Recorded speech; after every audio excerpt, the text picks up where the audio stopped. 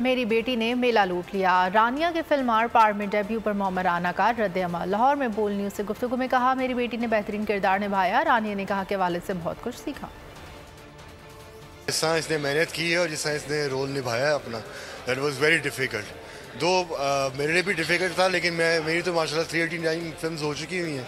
इसका डेब्यू था and she did a wonderful job. And I think अगर आप मुझसे पूछो एज एन एक्टर तो she will still the show. बचपन से फिल्में देखती आई हूँ, बचपन से शौक है, पैशन है, और कैमरे के सामने आने का भी शौक है और कैमरे के पीछे भी मूवी बनाने का, डायरेक्शन का भी शौक। तो इंशाल्लाह अल्लाह कामयाबी देगा।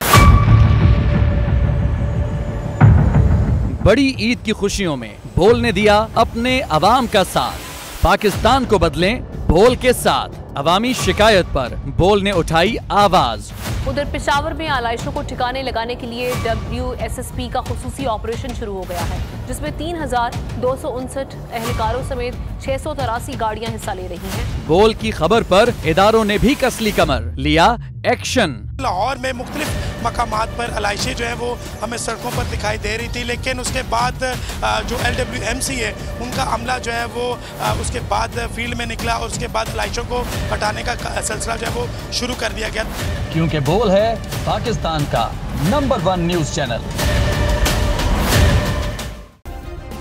सब्सक्राइब करें और बेल दबाएं ताकि कोई खबर रह न जाए।